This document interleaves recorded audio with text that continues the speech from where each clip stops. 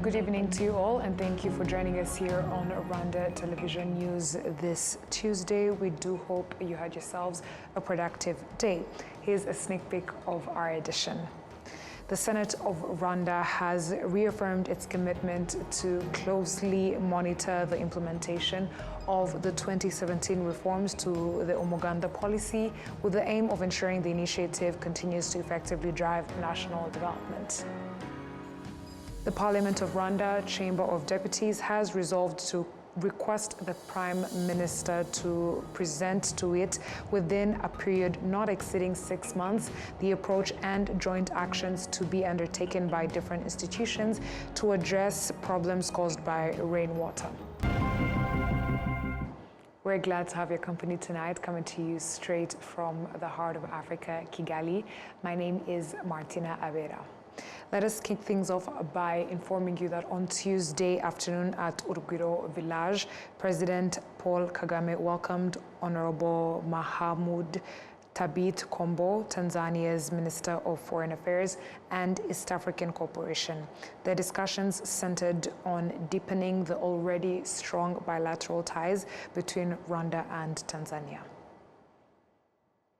Moving ahead, the Senate of Rwanda has reaffirmed its commitment to closely monitor the implementation of the 2017 reforms to the Umuganda policy with the aim of ensuring the initiative continues to effectively drive national development. We have more on this report. Since its introduction in 2005, Umuganda has been widely recognized as a successful homegrown initiative that promotes community participation and collective problem solving. Citizens and local leaders alike credit it with contributing significantly to grassroots development and social cohesion.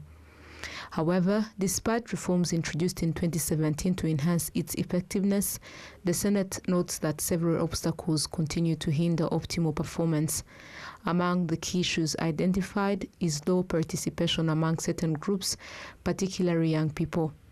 During a consultative meeting held at the Senate, leaders also raised concerns about declining participation among public officials, both at the central and local government levels.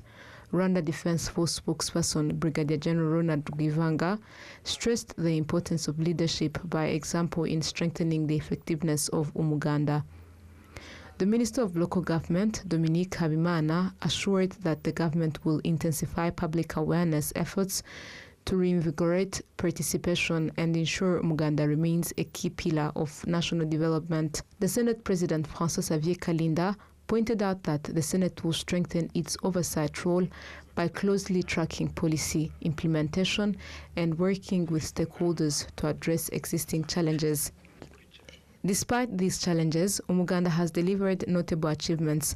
Over 25,000 households have been provided with housing, more than 20,000 kilometers of roads constructed, over 3 million trees planted, and more than 60,000 water channels created to support environmental protection efforts. The Parliament of Rwanda Chamber of Deputies has resolved to request the Prime Minister to present to it within a period not exceeding 6 months the approach and joint actions to be undertaken by different institutions to address problems caused by rainwater that is not properly managed and how it can be put to productive use with the aim of preventing damage to infrastructure and residents' property. Across the country, there is a problem of feeder roads, bridges and water drainage channels being damaged, affecting trade between districts. Residents are calling for these infrastructures to be maintained because their deterioration affects them. Members of the Committee on Economy and Trade presented to the plenary session an analysis and in-depth oversight carried out in February 2025 by the Office of the Auditor General of State Finances on problems identified in feeder road infrastructure, bridges that help residents take their produce to market, and road water drainage systems that are poorly managed and end up damaging residents' property. The plenary of the Chamber of Deputies questioned why this infrastructure is being damaged by water when that same water could be utilized productively. The chairperson of the Committee on Economy and Trade, Theogene Munyanjeo, has indicated that the country incurs significant losses due to the damage to this infrastructure and that there is a need for concrete measures to be taken. The plenary session of the Chamber of Deputies adopted resolutions requesting the Prime Minister to present the approach and joint actions that institutions will undertake in order to address problems caused by unmanaged rainwater and how it can be put to productive use so as to prevent damage to infrastructure and residents' property. In addition, the Ministry of Infrastructure was asked to show how it will improve the functioning of youth groups involved in the maintenance of feeder roads with the aim of preventing their deterioration. The Chamber of Deputies of Rwanda's Parliament has approved the draft law governing virtual assets, marking an important step toward regulating the country's emerging digital asset sector. We have more. The proposed legislation seeks to establish a clear and secure regulatory framework for virtual asset activities aimed at protecting investors while promoting innovation. The bill will now be referred to the relevant parliamentary committee for detailed examination. On Tuesday, the Ministry of Finance and Economic Planning presented the draft law on virtual assets to the plenary session of the Chamber of Deputies. The ministry explained that introducing a legal framework for virtual asset trading will address key risks, including online fraud, money laundering, and the financing of terrorism. At the same time, it is expected to create employment opportunities, particularly for tech-savvy youth, and support the growth of the digital economy.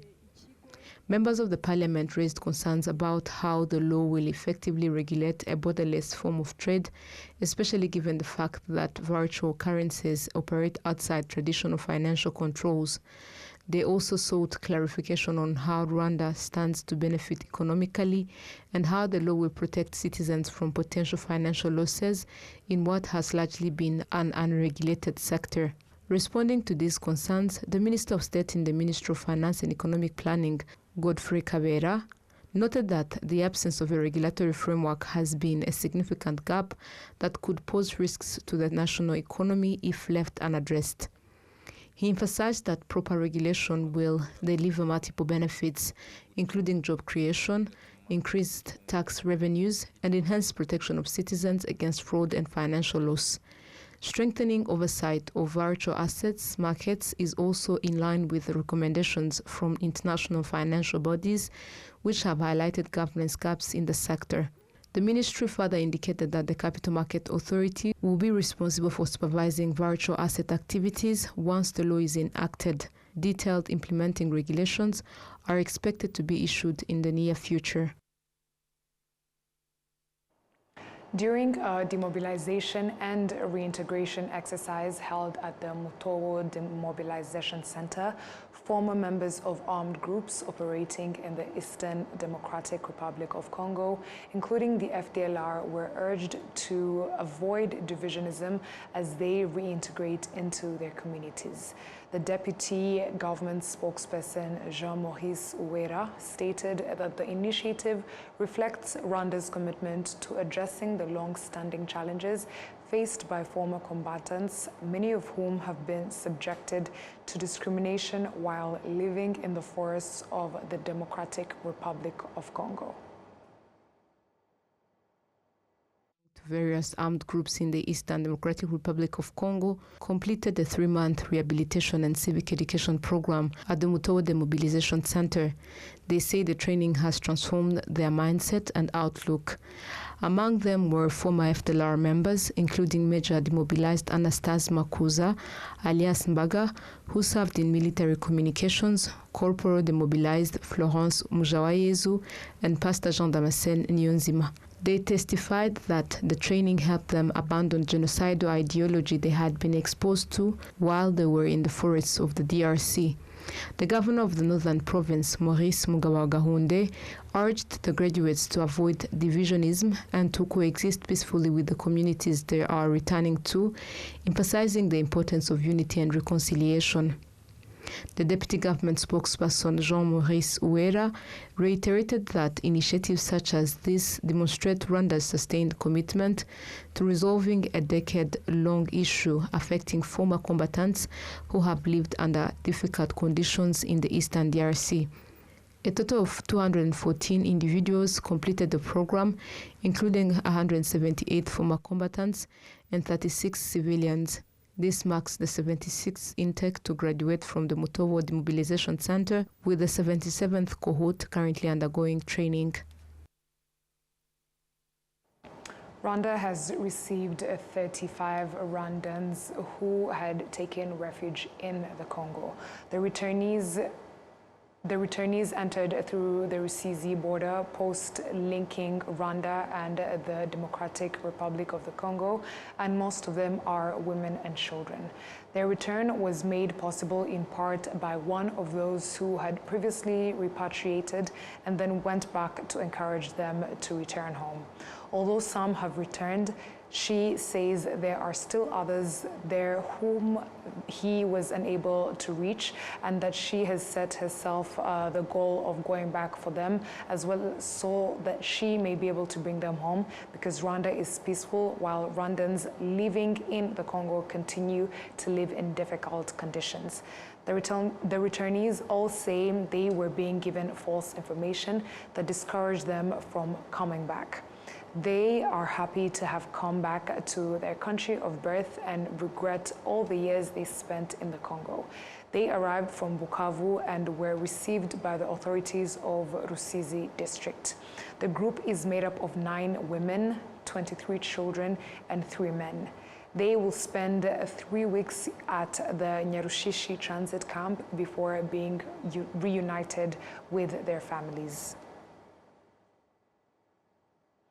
The High Council Court of Gasabo has sentenced Oswald Rurangwa to life imprisonment after finding him guilty of murder as a constituent act of genocide.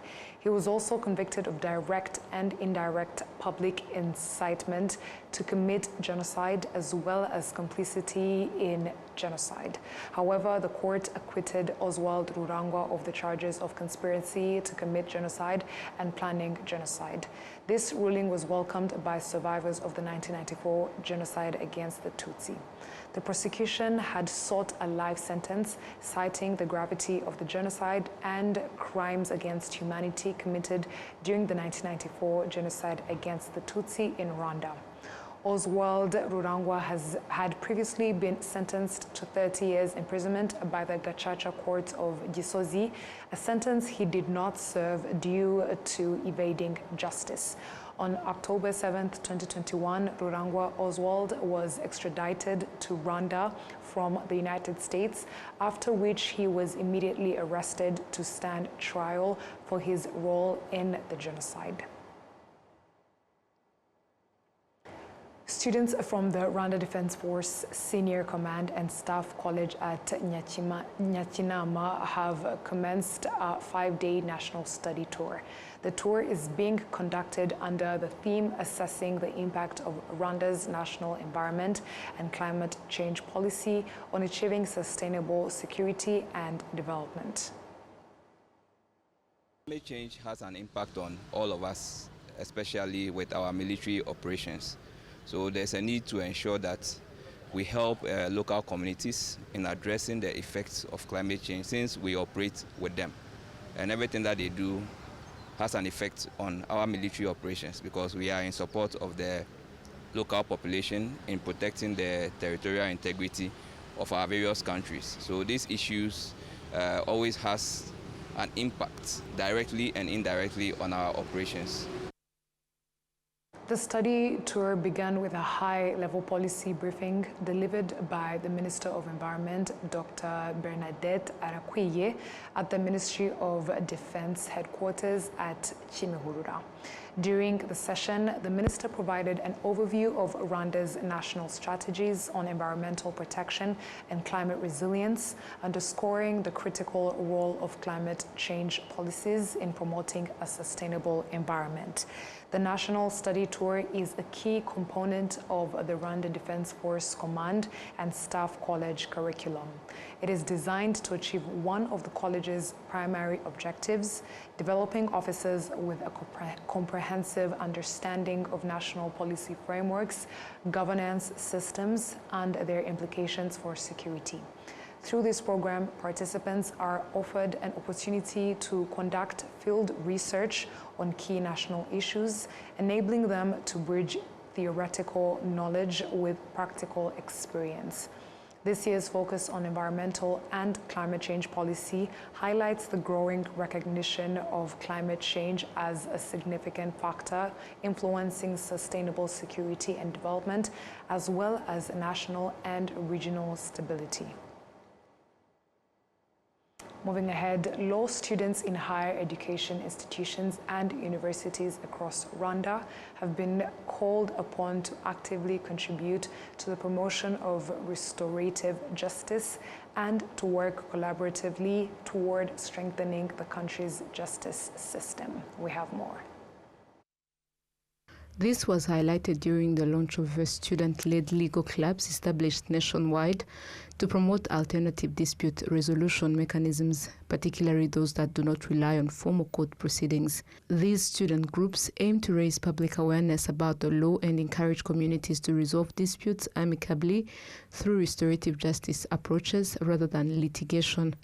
The students emphasized their commitment to translating theoretical legal knowledge into practical community service. Of all, the mission of ADLR clubs is just raising awareness, and not only on campus, but also for the community around the campus. So through this juncture that we've covered today, I think we are going to raise awareness as the mission says, and we are just going to do it by convincingly in an undoubtable manner. So this is very interesting for us, we as students, because we've just gained all the skills needed to reach out to those ones who need them, especially for the citizens around the campus and for the club members. The Deputy Chief Justice, Alphonse Hitiaremye, urged the students to use these platforms to enhance public trust in Rwanda's justice system and to cultivate a strong professional dedication to restorative justice principles. These clubs will serve as practical platforms where students develop essential life skills, communication, negotiation, empathy, and critical thinking. Through ADLR clubs, students will not only learn the principles of justice, but will also practice them in their daily interactions. We are confident that these clubs will empower young people to become ambassadors of peace within their schools, families, and the communities.